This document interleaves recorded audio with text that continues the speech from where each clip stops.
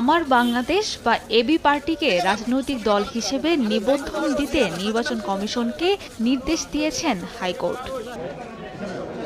এতে সন্তোষ প্রকাশ করেন দলটির নেতা ও আইনজীবীরা। আজকে আপনাদের মাধ্যমে সারা দেশবাসীকে ধন্যবাদ জানাই, অভিনন্দন জানাই।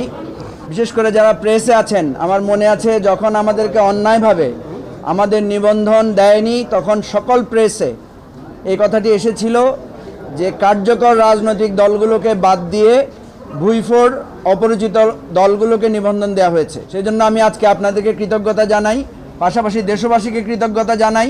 অবিলম্বে আমার বাংলাদেশ পার্টি বা এবি পার্টিকে নির্বাচন কমিশনের অধীনে একটা রাজনৈতিক দল হিসেবে নিবন্ধন প্রদানের জন্য নির্দেশ প্রদান করেছেন। নির্বাচন কমিশনের আমাদেরকে নিবন্ধন না দেওয়ার যে সিদ্ধান্ত, সেটাকে অসাংবিধানিক বলেছেন, অযৌক্তিক বলেছেন, খামখেয়ালিপূর্ণ বলেছেন এবং বলেছেন এটা জাস্টিস অ্যান্ড ফেয়ারনেসের যে নীতি তার বাইরে গিয়ে এটা করা হয়েছে।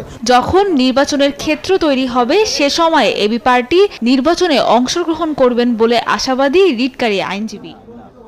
এদিকে ছাত্র জনতাকে নির্বিচারে হত্যার দায়ে বাংলাদেশ আওয়ামী লীগকে নিষিদ্ধ ও নিবন্ধন বাতিলের রিট হয়েছে হাইকোর্টে। দেশ সংস্কারের লক্ষ্যে অন্তর্বর্তীকালীন সরকারের মেয়াদ সর্বোচ্চ 3 বছরে হওয়া উচিত বলে মনে করেন রিটকারী। জনস্বার্থে দেশ সংস্কারের লক্ষ্যে বর্তমান অন্তর্বর্তীকালীন সরকারকে মিনিমাম 3 বছর মেয়াদ দেওয়ার জন্য, যেহেতু এটা সংবিধানের মধ্যে নাই, সংবিধানে আছে এই তত্ত্বাবধায়ক সম্বন্ধে, কিন্তু অন্তর্বর্তীটা সম্পূর্ণ একটা নতুন ইস্যু। দল হিসেবে আওয়ামী লীগকে নিষিদ্ধ করার ইস্যুটি বিচারপতি KM আসাদুজ্জামানের নেতৃত্বাধীন হাইকোর্ট বেঞ্চে শুনানি হবে বলে জানানো হয়।